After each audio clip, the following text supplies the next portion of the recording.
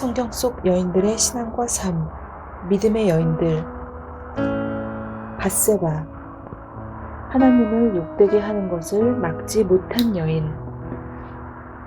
사무엘 하 11장 1절로 17절입니다. 그 해가 돌아와 왕들이 출전할 때가 되매 다윗이 요압과 그에게 있는 그의 부하들과 온 이스라엘 군대를 보내니 그들이 암몬 자손을 멸하고 랍바를 에워쌌고 다윗은 예루살렘에 그대로 있더라. 저녁 때에 다윗이 그의 침상에서 일어나 왕궁 옥상에서 거닐다가 그곳에서 보니 한 여인이 목욕을 하는데 심히 아름다워 보이는지라.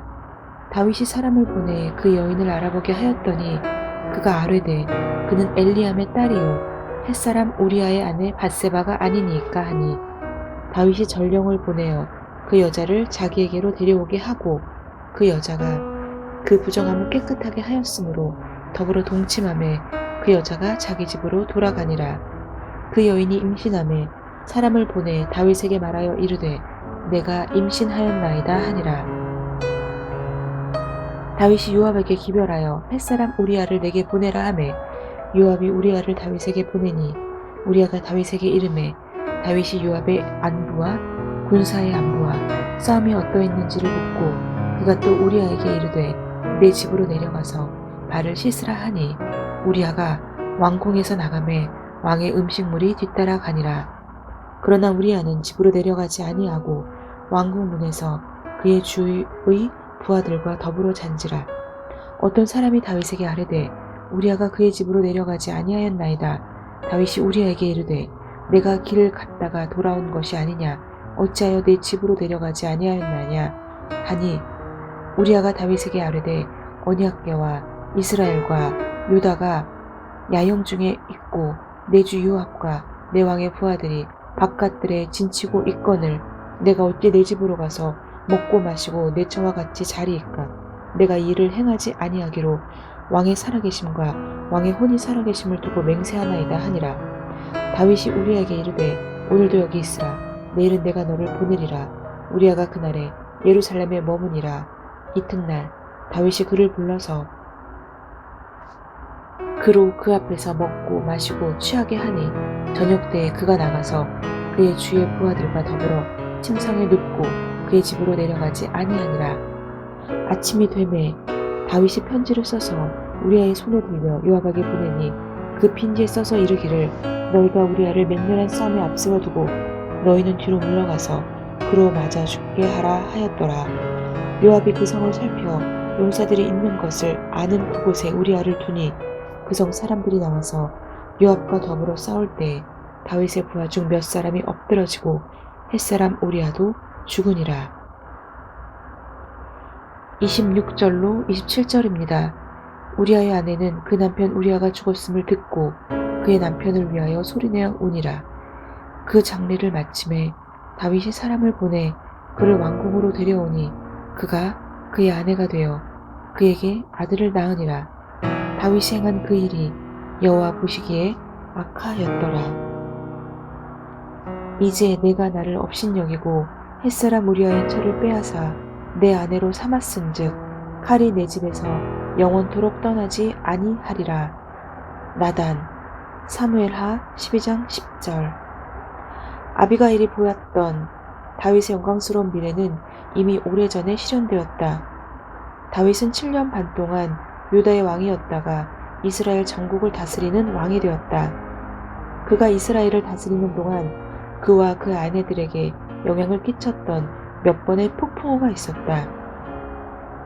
하지만 그러한 여러 가지 어려움에도 불구하고 한 가지 사실만은 남아 있었다. 무엇보다 그는 여전히 하나님께 충실했다. 또한 그는 자기 신하 한 사람 한 사람을 공정하게 대우하는 의로운 왕이었다. 여호와께서는 다윗과 함께 계심을 여러 번 확증해 주셨다. 이스라엘의 하나님은 이스라엘 주변 민족들 사이에서도 높이 존중되었다.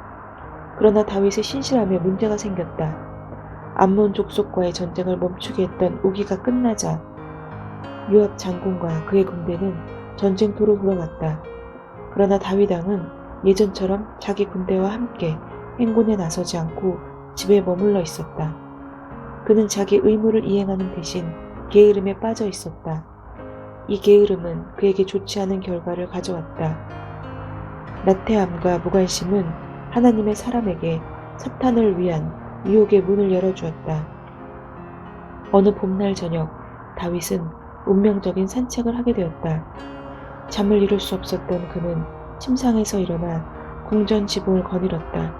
그러다가 밧세바라는 여인이 자기 집 지붕 위에서 목욕을 하고 있는 것을 보았다. 이스라엘 왕으로서의 의무를 이행하지 않고 게을렀던 다윗은 사탄의 미끼에 쉽게 걸려들었다. 그는 욥과 같이 다른 여자들을 정욕의 눈으로 바라보지 않겠다고 언약을 세우지도 않았다.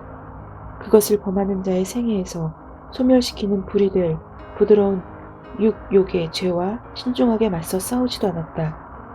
낙원에서의 숙명적인 시간처럼 사탄은 또다시 눈으로 유혹했다. 하와가 그랬던 것처럼 다윗은 자기 눈에 보이는 것을 마음의 욕망으로 삼게 되었다.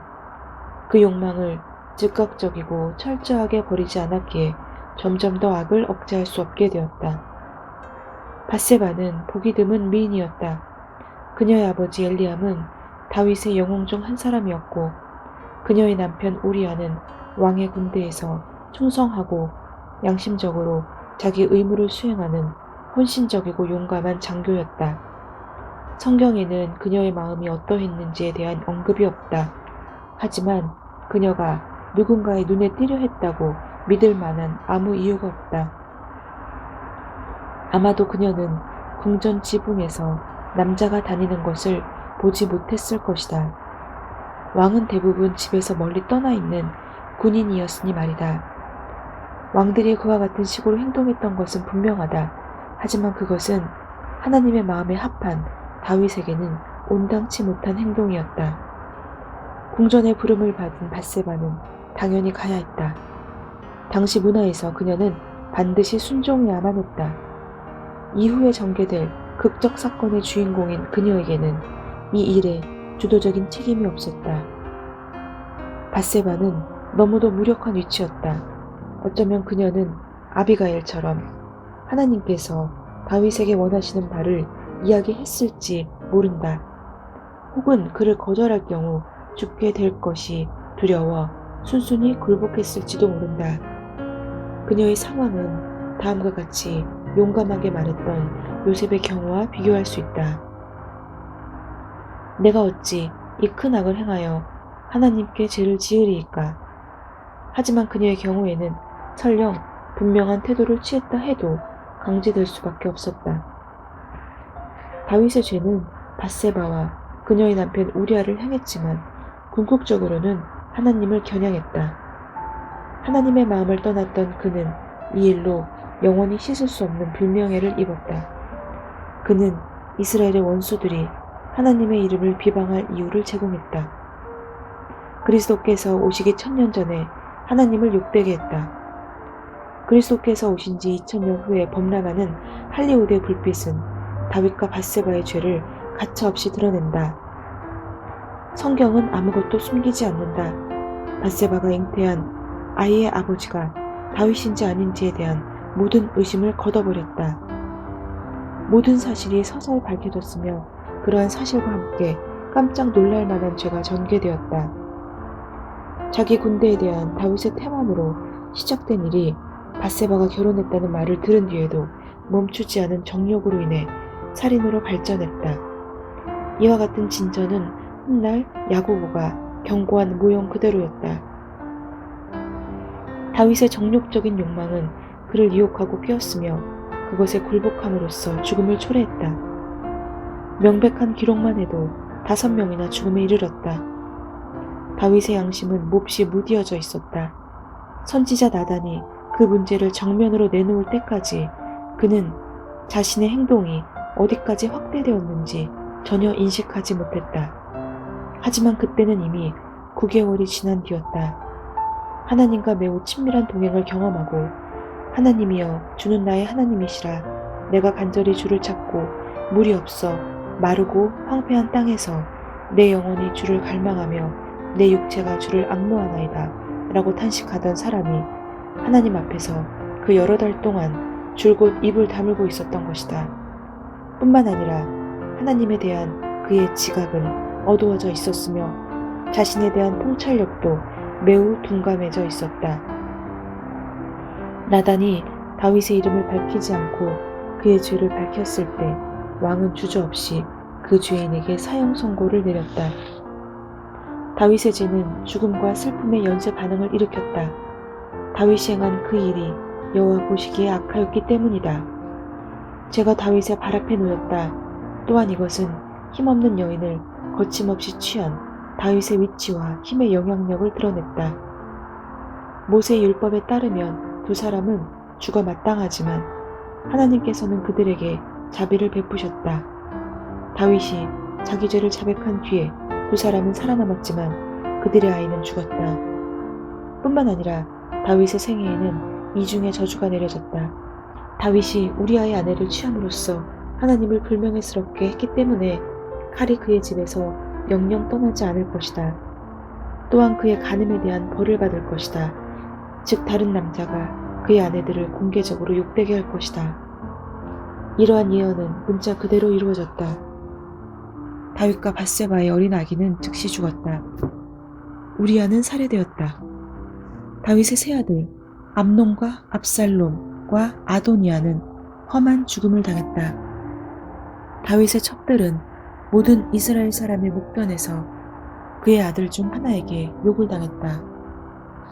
성경은 단순히 사람들의 행동만 묘사하지 않는다. 하나님의 위대하심과 무한한 은혜도 선포한다. 다윗은 무엇보다 먼저 하나님께 범죄했음을 깨닫고 자백함으로써 죄의 짐을 세방되었다. 여호와와의 교제가 회복된 이후 그는 다시 행복해졌으며 감동적인 첨예의 시편으로 새로운 삶의 의미를 표현했다. 그의 삶은 새로운 영역을 얻었으며 시편의 또 다른 방향을 열면서 기쁨으로 나타났다. 그는 허물의 사함을 얻고 자신의 죄가 가려진 자는 복이 있도다. 마음에 간사함이 없고 여호와께 정죄를 당하지 아니하는 자는 복이 있도다 라고 외쳤다. 그는 변명하지 않았다. 하나님과 밧세바와 우리아에게 지은 자신의 죄를 축소시키지 않았다.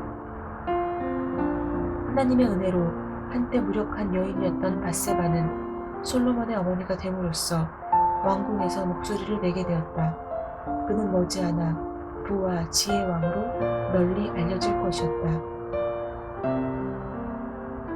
하나님의 은혜로 한때 무력한 여인이었던 밧세바는 솔로몬의 어머니가 됨으로써 왕궁에서 목소리를 내게 되었다. 그는 머지않아 부와 지혜의 왕으로 널리 알려질 왕이었다. 하나님께서 심판을 선포하도록 택하신 선지자 나단은 그 아이를 여호와께 사랑받는 자라는 뜻인 여디디아라고 불렀다. 밧세바는 훗날 중개자의 역할을 하고 그녀의 아들 솔로몬은 왕자를 잇는 후계자가 되었다. 또한 그녀는 구세주 예수 그리스도의 조상 가운데 한 사람으로 기록되었다.